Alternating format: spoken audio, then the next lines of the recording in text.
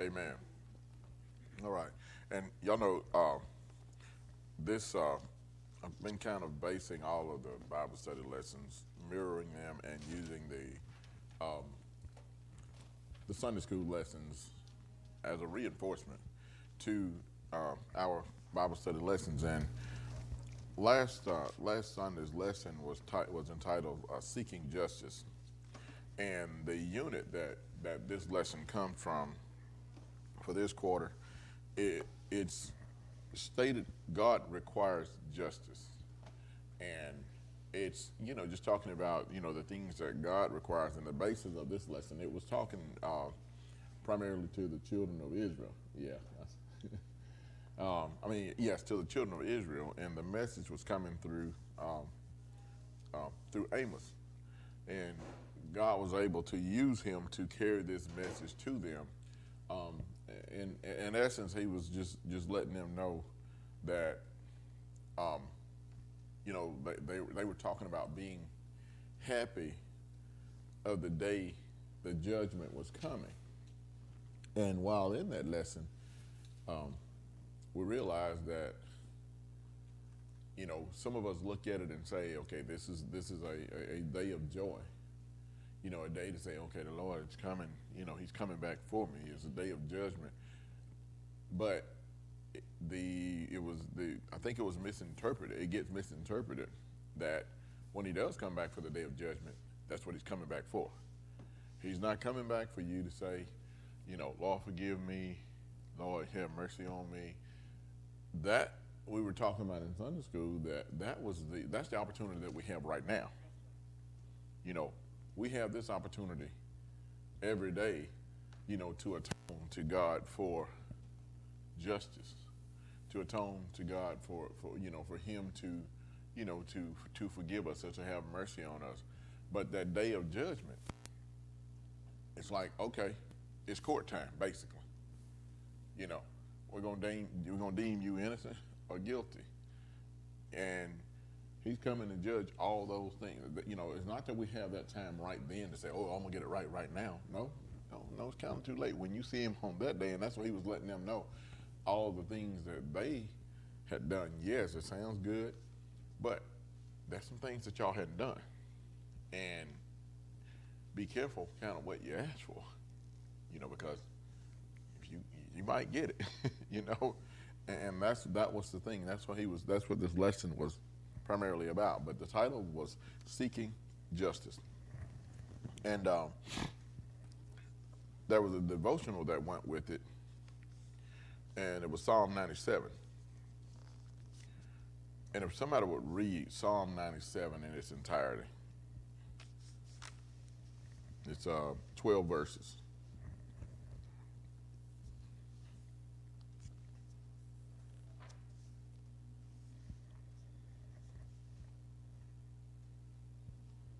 Psalm 97, yes.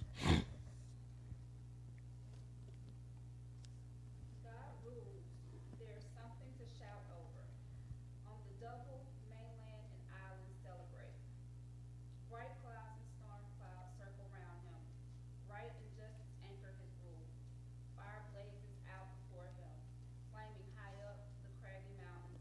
His lightnings light up the world. Earth, wide open, trembles in fear. The mountains take one look at God and melt like wax before Earth's Lord. The heavens announce that He'll set everything right, and everyone will see it happen. Glorious. All who serve handcraft gods will be sorry, and they were so proud of their ragamuffin God. On your knees, all you gods, worship Him. In Zion, you listen and take heart. Daughters of Zion, sing your hearts out. God has done it all, has set everything right. You, God, are high God of the cosmos, far, far higher than any of the gods. God loves all who hate evil, and those who love Him He keeps safe, snatches them from the grips of the wicked. Light seeds are planted in the soul of God's people. Joy seeds are planted in the good-hearted soil. So God's people shout praise to God, give thanks to our holy God. And so go back to verse 7. verse 7 kind of puts a little what, All who serve handcrafted gods will be sorry, and they were so proud of their ragamuffin gods. yeah, they just put it straight bluntly. And I'll just, and I know it's all the same, but it just, the NIV version basically says the same thing, it just words a few things differently, but it says, all who worship images are put to shame. Those who boast in idols worship him, all you gods. So if you have an idol, in other words, when he comes back, and I'm just going to pair it with what's going on in the lesson, when he comes back, if you've been worshiping that idol the whole time, keep on. Keep doing what you're doing, because it ain't like it's going to be, all of a sudden, here he comes. Because it talks about, look at how he enters. It's like when he say the mountains melt, I take that in essence and saying, everything is going to bow when he comes. Every single thing, and it's like when the mountains melt, I mean, that says a lot. And it's like when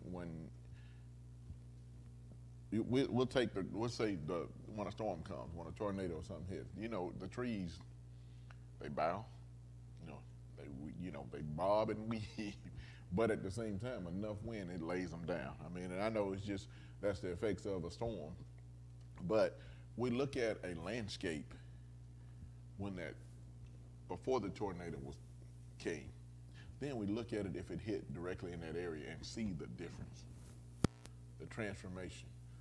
And it's like, where the tornado went. And in this case, when God comes back, it's not going to be a place here that is void of his bowing down to him, of his recognition. So, if the natural things of the earth have the sense to bow down, what about us? We worship stuff, we worship things. We do everything except worship him until that time that we need him. We'll call on stuff, we'll call on things, we'll call on people. But in that time of need, we won't call on him until it's in a dire point where we don't have a choice. And he in essence say, hey, you've been doing the same things you've been doing the whole time. Don't stop, because I'm here. I'm just here, and we know the God that we serve is an an omnipotent, omniscient, God. So he knows everything about us, but at the same time, in his own, I guess my paraphrase understanding is, I'm just gonna sit over here and mind my business. I came here to do this. You wasn't studying me while I wasn't here, so keep doing what you're doing, because I'm just gonna mind my business and do what I came to do now. My job now is to come and judge. My job is, you had an opportunity for me to save you years in the past. You had an opportunity every time this happened for me to save you, because I was there. And that last lesson, it dealt with knock. In the last unit, it's knock, seek, and ask. So in other words, God is here waiting on us to just turn to him. It's like a parent-child scenario. A lot of times you think, how in the world did my mama already know I did what I did? Yeah. And she keep giving me a chance to tell the truth. Mm-hmm. Knowing she already know the information, but she want to see how I'm going to respond and how I'm going to react. Yes. And then when you tell, however many lies you tell, because you think you save yourself, you really digging yourself in Mm-hmm. the hole. But, it's that parental instinct, Mm-hmm. and it just mirrors what God is saying right here. I already know everything you're Yep. thinking about doing, everything you have done, everything that you're actually going to do. Mm-hmm. But I'm giving you a chance to tell me Yeah. for yourself, Yeah. and not hide like Adam and Eve. Mm-hmm. Yeah, they thought they were smarter than him. Head out smarter. And it's like that saying, you know, when every parent in here can say this, I know my child. I mean, you know, okay, if somebody was at or she was at Miss So and So's house and said, well, he got a nasty attitude and he cussed me out. As a parent, now if you know your child, that is your child's character, guess what? You know your child. But then in the defense, if you know this child is, you've seen them at their worst, and you can't ever say what they won't do outside of your presence, but if they say something that's totally out of character, as a parent, you also defend and say, well, I know my child now. He might have done a lot of things, but he didn't do that or she didn't do that. So you know on both sides. And here God is who knows. He don't have to guess. He don't have to guess because he knows. He knows it all. And he knew it all before we were even created. You know, like you said, he knew everything about our present, knows everything about our present, knew our past, and knows our future as well. But at the same time, his love surpasses everything and say, hey, yeah, he messed up. Yes, she messed up. But guess what? He gonna mess up again 7 years from now. On the same day, he gonna do this something stupid, but I'm gonna still love him anyway. And we'll go back to David. David was one of those examples like that. You know, it's like David did all these things, but God knew who David was before David's present. And the thing that David did, he was bold and he did all those things, but David owned up to everything and said, you know, he went to God for forgiveness each time. He went to him for forgiveness each time that he did, but he never, as much of a hothead as he was, he never stopped serving God from his heart. Everything he did it. I mean, y'all know where you're with friends, and it's like this person is your friend, and it's like something happens, something jump off, you gonna be the first one to step up for that friend because you know that friend will do it for you. But at the same time, y'all have that loyal friendship that says, hey, I'll fight for you. You know, here I'm gonna step in and with you because you my friend, you my real friend. So even if you weren't the one that was involved in the altercation, now that your friend is there and y'all that tight, you kind of jump in and like, hey, I'm riding with you, and God sees that and he understands that, and that's how David was at all time, and that's how David was for God at all time. Even though he did those messed up things, he had, not Zacchaeus, I'm about to say Zacchaeus, had a murder. We'll put him on the front line. I can't call his name right now, but because he slept with his wife and got a child by him, but at the same time, he knew, okay, I'm wrong. I got to cover this up. And God knew that. But he still didn't stop living his life to please God.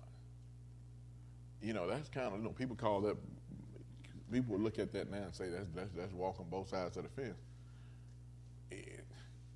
It kind of looks that way, but at the same time, you can say, hey, at least he was honest about what he did, when we look at it from that perspective. So, but in the end, like you said, it goes back to the fact that God knows everything about us.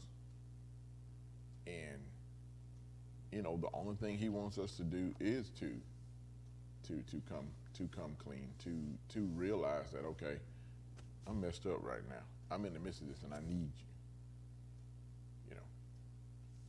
Anybody have anything they'd like to say on that, on either one of those verses in Psalm 97?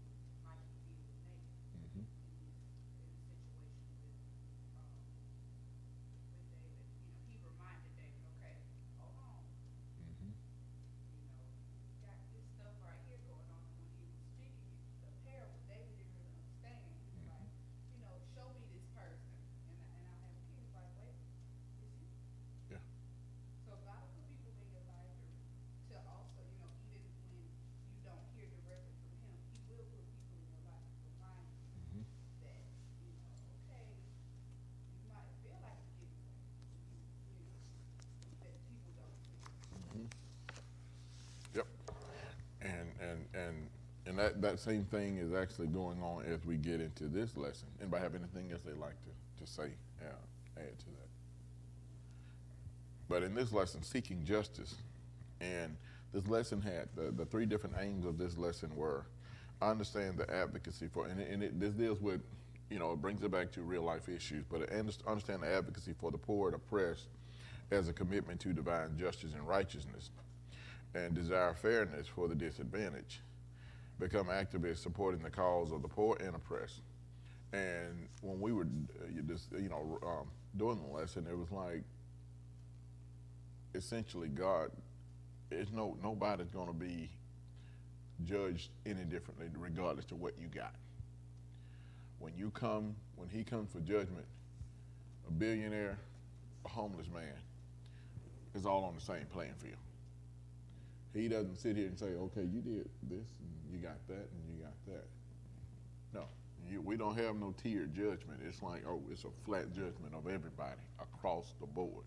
And that's what he's letting, he's going to level the playing field for everybody on his day of judgment, on this day of judgment. And that's what the message was being told to the children, to Amos was bringing to the children of Israel. And I will go ahead and just get into the main part of the lesson. There's a key verse in this lesson. It was, let justice roll on like a river, righteousness like a never failing stream. All right. Here are some opening inquiry questions. And that question number one: what was Israel's mistaken idea about the day of the Lord? We can come back to those, we'll come back to those, but what was their mistaken idea about the day of the Lord? I don't want to get, well, I'll come back. I know they're opening questions, but we'll read the lesson and then I'll come back and we'll just kind of discuss them, because we can it'll give us that better judgment on answering. So the lesson comes from Amos chapter 5, verses 18 through 24. That's Amos 5, 18 through 24.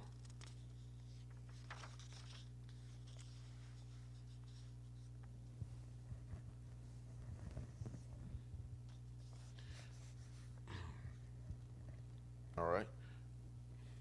It goes, woe to you who long for the day of the Lord. Why do you long for the day of the Lord? That day will be darkness, not light.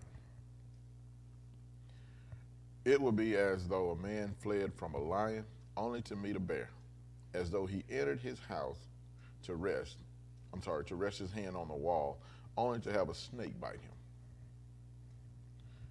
Will not the day of the Lord be darkness, not light? Pitch dark without a ray of brightness. And if somebody would read 21, does everybody have it? I'm sorry. 21 through 24. That's fine. I can't stand your religious meetings. I'm fed up with your conferences and conventions. I want nothing to do with your religion projects, your pretentious slogans and goals. I'm sick of your fundraising schemes, your public relations and entertainment. I've had all I can take of your noisy ego music. When was the last time you sang to me? Do you know what I want? I want justice, oceans of it. I want fairness, rivers of it. That is what I want. That's all I want. What's that step? You dropped the mic on then,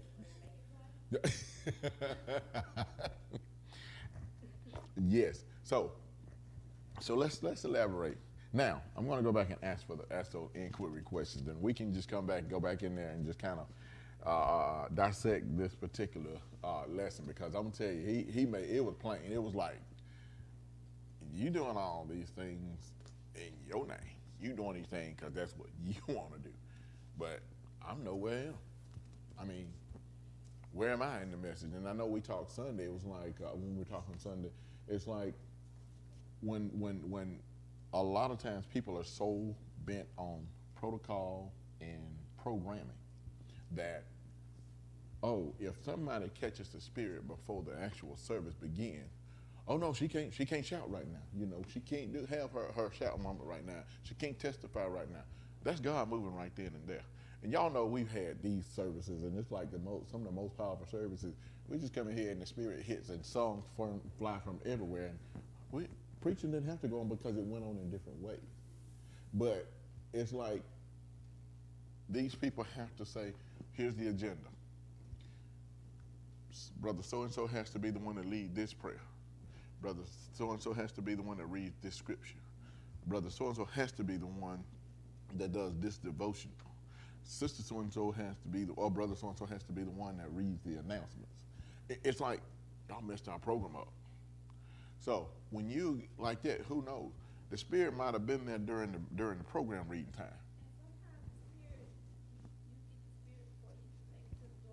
Thank you. Yes. Because so many people Yes. are wrapped up in church is the building. Mm-hmm. Church is supposed to be in your heart. Yes. So it can be anywhere that you are. Yeah. If you truly are connected and have a relationship with God. The key word, have a what? A relationship. Because when you have that relationship, it's like, Lord, I can talk to you.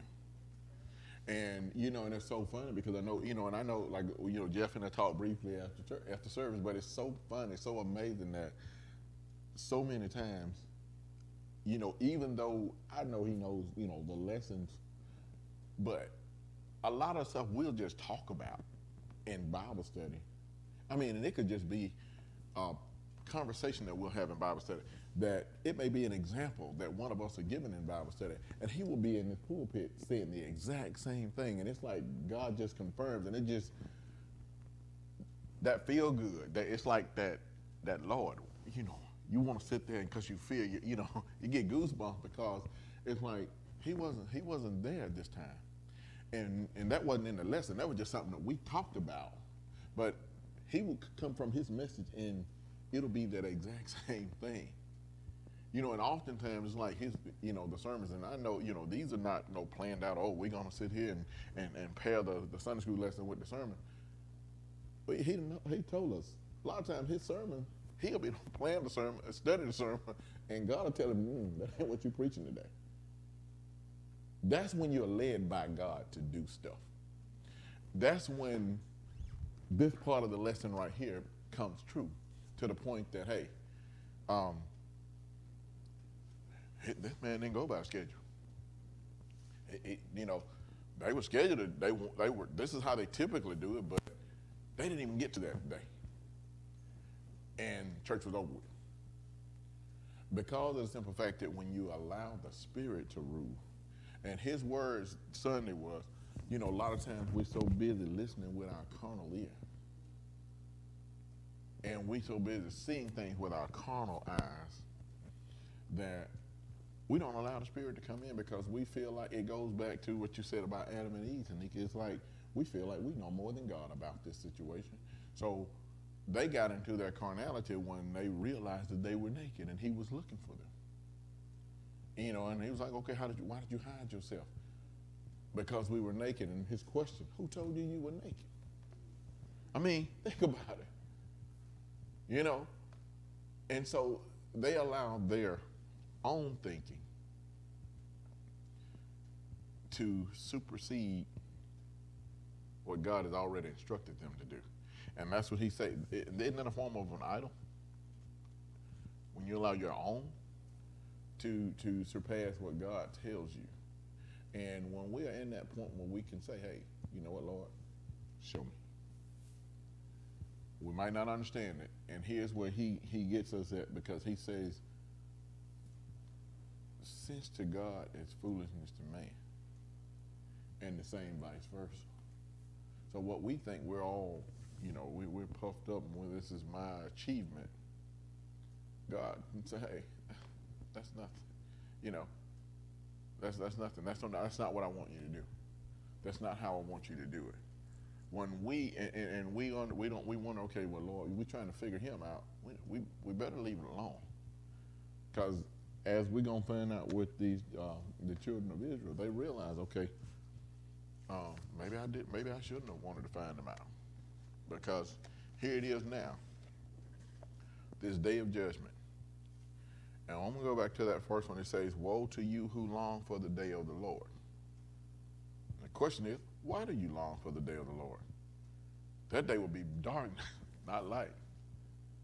So, yeah, you sure you want God to come on that day? You sure you're going to be ready? Because you might not like what he's coming with. I mean, but here are those questions. It says, what was Israel's mistaken idea about the day of the Lord? And say it again. They thought it was gonna be light. Yeah. Or like in this version it says they thought it was gonna be good news. And I guess it kind of was, you know what I'm saying, but it wasn't the way you thought it was going. That wasn't how you thought it was going to be. It's not going to be it's all roses and everything is just going to happen, and and the heavens are going to open and the lights shine and you hear the harps and all that. No, that's not what you're going to hear. It's going to hear that fire and brimstone type of judgment. It's like, okay, boom. Oh, I thought you were going to say something. Okay. All right, and that next, anybody have anything else they'd like to say on that verse 8? First question, and it was, what was Israel's mistaken idea about the day of the Lord?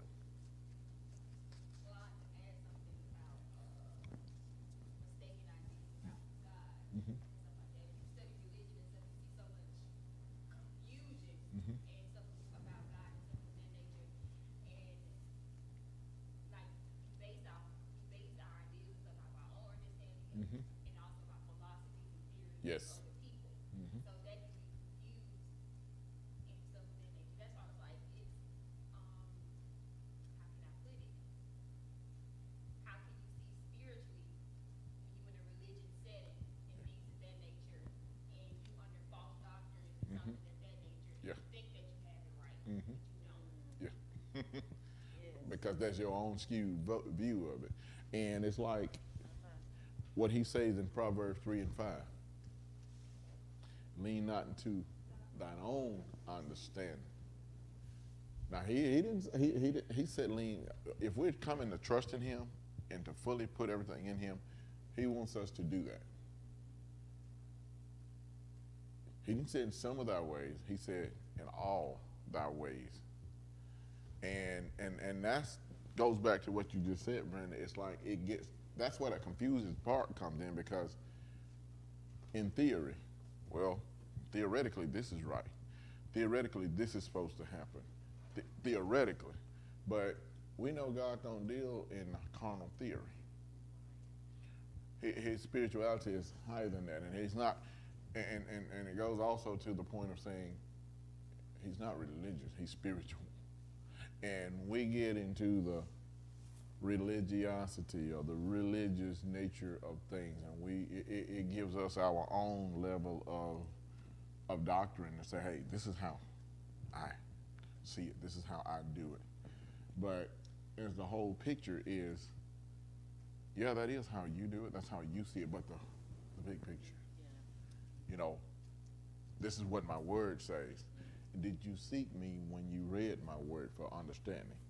To get understanding. Let me say it like that, because so many times people don't do that. What'd you say, to me? All about getting. Get it. Go ahead. and that's what so many times we'll go in, especially it's amazing how so many times people, and we've seen this, people take the Bible and try to beat you down with it. Because God said you shouldn't do this on this day. God said you should be doing this. God said men shouldn't do this. God said women shouldn't do this. Now, on those things that we know, hey, he did say that. But at the same time, how is it that you can take this one portion of the Bible and say it's fitting me, but you're exempt? As you develop your relationship, your own individual relationship with God, then it gives you the wisdom to know better based on it's like how Jeff has taught me, you go to some churches and they got the $100 line, $50 line. Yeah. Well, show me where they say that in the Bible. There's nowhere that says that, because the woman who came and gave all she had, he said gave more than anyone else that had come Yes. to the line, and she only had repentance. Yes. So it was because of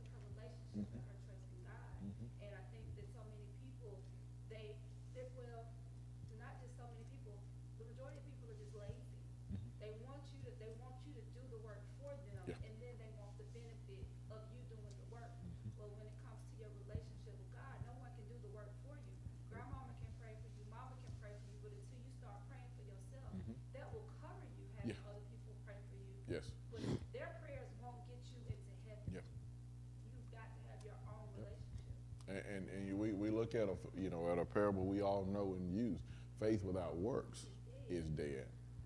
And we can also, we're going to paraphrase that again and go to what, thanks, so fans, I believe. No, but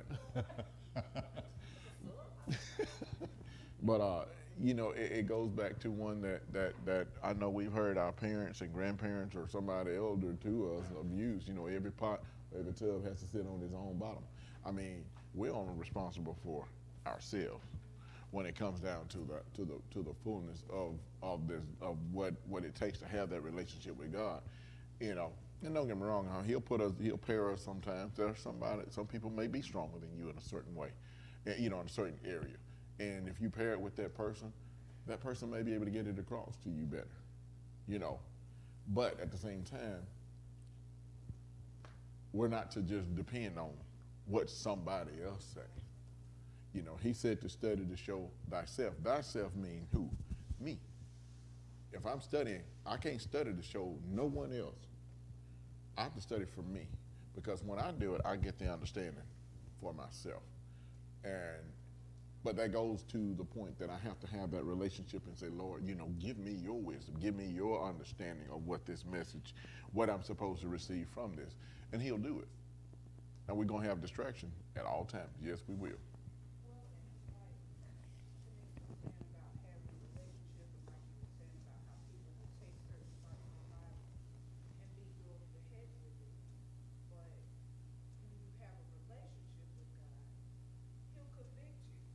Yes.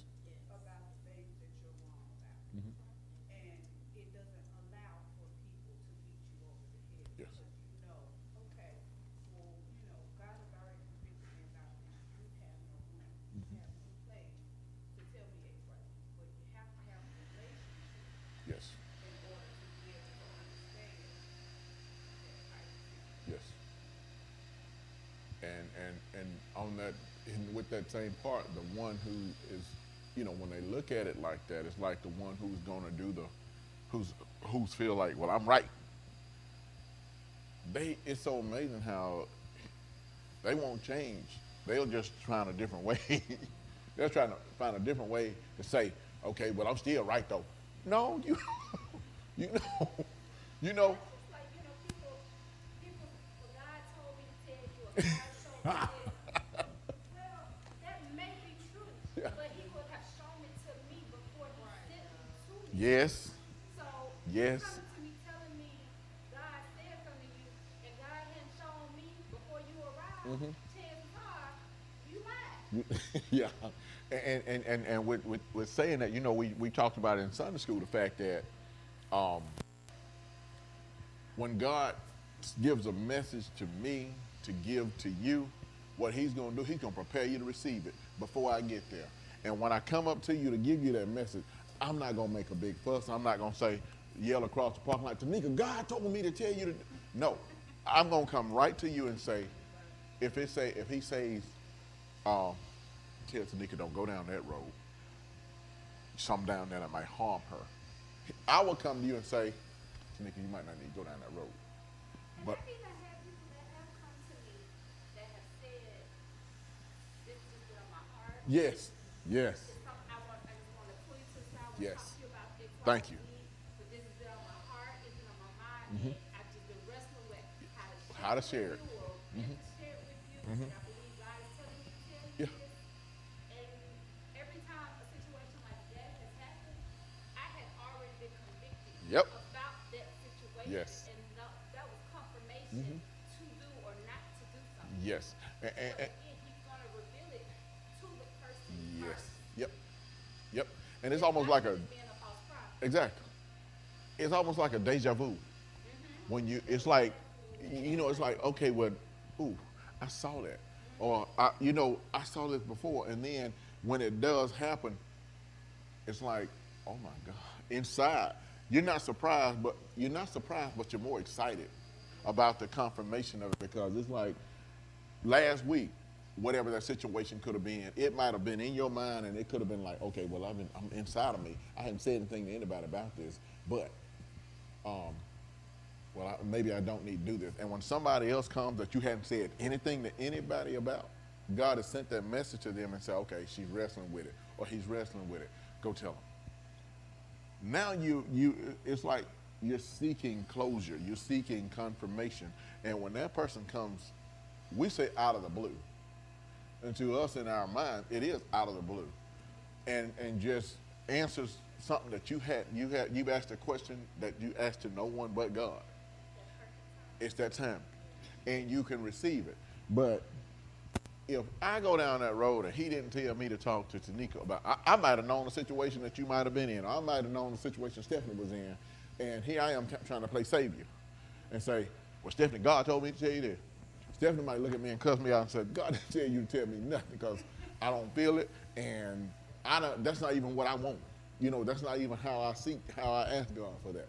So I got uncovered when I went over there. So I went over there with no covering on me because I wanted to be the idol. Back to what this lesson is. I wanted to be the one to shine and say, hey, well, Walt told me it was going to happen. He must know God. Y'all know that's how some people want to do it. They'll sit up and they'll have a knowledge of a lot of people's personal situations. And instead of saying, hey, leaving it alone and letting God tell them when, they want to speak out and prophesy. False prophecy. Go ahead. But we of God's people, we know that. What about the law? They don't know. They don't know. They really think that God told them that. Yeah.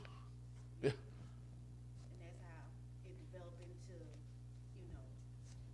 people getting drawn in and don't have a clue. Yep. Blinded by deception. I mean, and like you said, they don't have. They're basically walking in with blinders on, sincerely, and that's not good. And to some extent, I think it's the church's fault. I think we have to take some accountability in that because Yeah. so many people that proclaim to be Christians have put themselves on such a high pedestal that, you go out in the world and you sitting on your perch. Well, you can't reach down when you're sitting up on top of the mountain to pick somebody up. If you're not in the valley down there when they going through and showing them, get what, I'm going through it too. Yeah. My life ain't, we have this, especially in this social media world that we live in, we have this need to post the perfect moment. And the truth of the matter is that moment that we're posting is one perfect moment out of 8 million moments that were a disaster. But we captured that one moment and that's the only thing we want to portray. Yep. Tell folks, be honest with people, with me, I'll use myself as an example. I used to struggle admitting that I dealt with depression. But when I was finally convicted to be able to share that with other people, people thought I was just right here walking, nothing was going on, and I was just always happy because I put on that facade. But when I took the facade off, and people like, oh, she's going through some stuff too. She real. Yeah. And it helped the next person know Yes. that, yes, she believes in Christ, but her journey is not a straight path. Nope.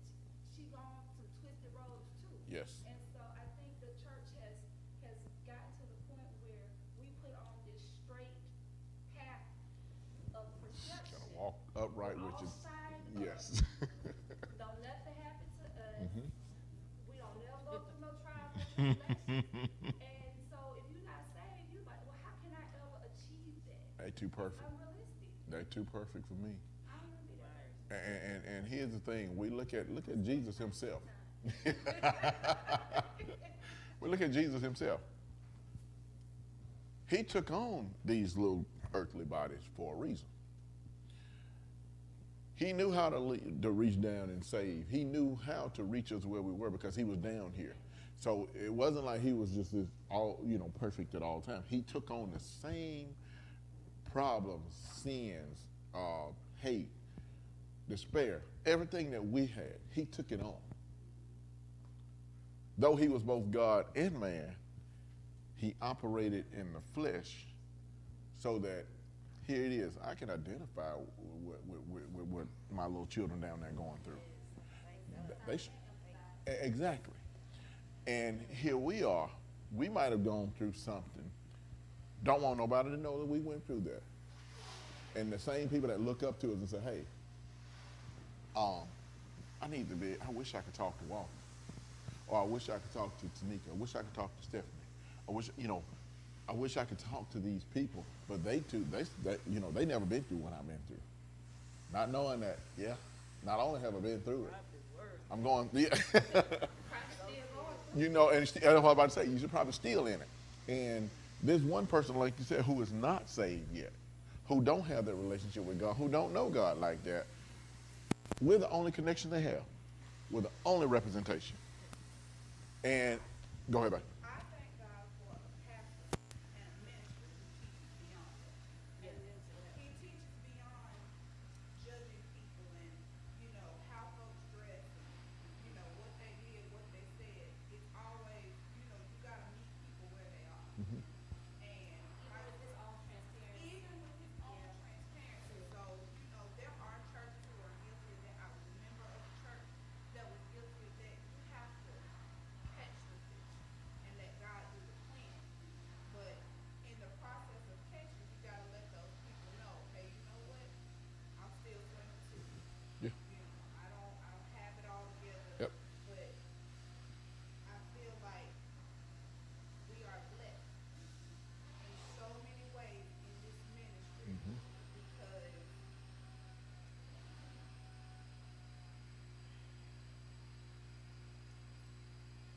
when you walk out this door, you have no idea what you're walking into. You have no idea who you're encountering, what they've been through, what they currently going through. Mm-hmm. And what you say to a person might not be exactly what they need to hear at that point in time. So that's why you have to be in constant prayer about what you say to people, how you treat them, how you make them feel once you walk away. Mm-hmm. And it's a dangerous situation because we're going to be held accountable for every person we didn't share a positive thought with or share Christ with. Mhm. We're going to be held accountable for that. And in essence, we don't need to talk the word. Our duty is to live the word. And if we live it, like I said, God knows. He knows we messed up. He knows that. There's no question about the fact that we are messed up in our own ways. But here's the deal: there's somebody a little bit worse off than you. Not only are they messed up, but they don't even know the way to get it right.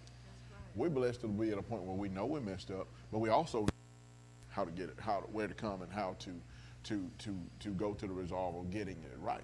Well, it's something I was talking to Carol about the other day. I had a client last week, and this particular day, I was already booked. Mm-hmm. And I finished with one of the sides, and I come out, and they had added another one. In my mind, I'm like, I'm exhausted. I was Mhm. physically exhausted. Mm-hmm. And I was complaining a little bit like, why would they add another one on an already full day? Mm-hmm. And so get the client in there. One of the things that we're taught to do as massage therapists is, a lot of people never see their back. Mm-hmm. And then if they live alone, they'll have anybody check. So if we see moles, we're supposed to recommend that they go see someone to make sure it's not cancer. Yeah. If it looks odd shaped or discolored. And so this particular client on the table, I did what I always do if I see something like that. I was like, I see a couple of irregular shaped moles on your back, see discoloration. I'm not a doctor, but I would like to recommend that you go get them checked. Mm-hmm. And the client said, well, a lot of good that did. I was just diagnosed with glaucoma last week. Wow. And Wow. it did something to me because I was complaining Mm-hmm.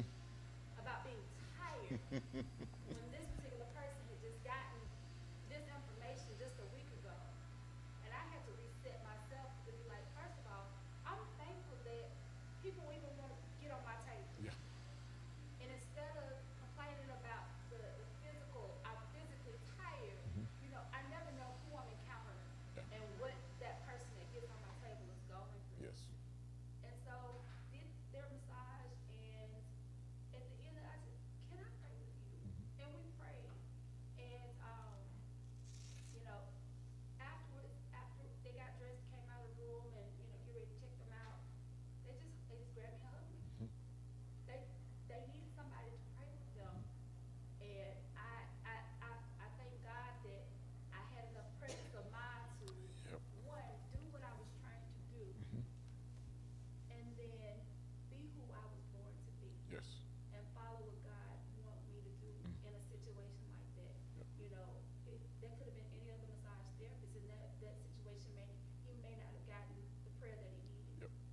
And so he needed that. And here's the thing, it's like that one time, it's like, but that could have been a life-saving moment. It was probably a life-saving moment, let me say that, because we don't know how people are when they get their diagnosis if we hadn't been diagnosed with it. But that could have sent that person into a severe state of depression with nobody is showing love or nobody's showing hope or concern.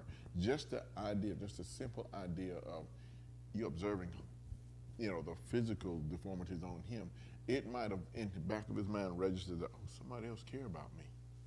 Somebody else loved me enough to say something to me about this. Now now I can share that, because it's like, had you gone there and had the spirit not been on to do what God told you to do, guess what? It wouldn't have been accepted by him, by that client. So here we are, and that goes back to what we said a minute ago. A lot of times we go places and we do things uncovered, and when we're uncovered, the glory that God can get out of it, he doesn't get out of it, because we're going there with the notion to say, I want them to look at me. I want to let them know I'm such a good, I'm just, if you were one of those egotistical massage therapists who said, I want to let them know that I'm such a good therapist that I recognize when a person has these, abnormalities. So they'll, and what does that do? And the selfish mindset is, I want him to pray, her to spread the word that if I got something going on, this person know how to diagnose it. And that builds selfish clientele. That's not what you were there for. And like you said, your complaint was, Lord, I'm tired. But it's amazing how he'll remind us just like that, okay, so you complain, let me show you something. And I don't verbally pray out loud with my clients like that unless I'm just led to. Mm-hmm. Every client that gets on my table, I pray over my client before I even start my session. Yes. And I always ask God, just use my hands to Gifts. heal. And then that I decrease and he can increase in that moment. Yes. So that they're getting what they need. Yes. Because it's not about me. It really isn't. Oh. And I'm totally fine with that. But when he said what he said, it just a lot of good that did me. Yeah. You can kind of hear the anger. Mm-hmm. And I just pray that God give him peace in Yeah. his mind. Mm-hmm. To give him peace. Yep. And we weren't gonna question it, but to guide the doctor. Yeah. Yeah. Just give him peace. Yes. And to give his family peace and strength to be what he needs them to be during this time. Because Yes. I have personally dealt with cancer, so I don't know what I would feel like or what I would Exactly. need or want, Yeah. Like I said, we don't know, but we can only do what he tells us at the time that we need, because we don't know who we need to be there for. Like I said, he gives us the instruction. He gives us everything we need to, as long as we're listening to him. Unlike what they were doing here, he was telling them, it's like all the things, basically in the second half of this lesson, he was telling them about everything that they were doing it just for themselves. You were doing this thing because, he tells them how he hated their festivals and he despised all these things because it was theirs. It was theirs. This is what y'all want, So if you're doing it for yourself. Y'all good. Go ahead. Keep doing what you're doing. But I get no glory out of that. So it's not for me. You're not exalting me, you're exalting yourself. And here's what the other thing that the scripture said. He says, when you seek the reward of me, that's all the reward that you get. So when we seek the reward of people here on earth to idolize us, or we idolize just the things we want, that's it. That's the only benefit you get out of it. And he just wants us to want him. That's all. That's basically, God wants us to want him. And when we want him, he comes in. When he comes in, we receive the benefit or the perks that go along with him. We get all the things we need. Is it going to be good all the time? No, it's not. But only, that relationship and that level of intimacy, we also get a lot of the things we want because he loves us like that. And that's all he asks. That's all he asks, is that we basically invite him in. Now, if you invite me in, I'll come. All right. Nobody have anything else they'd like to say on this particular commentary?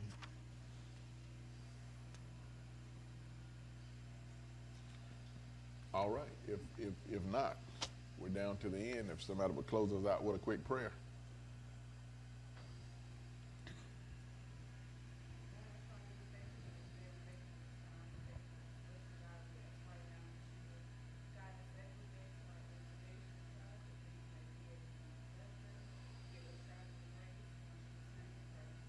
Amen.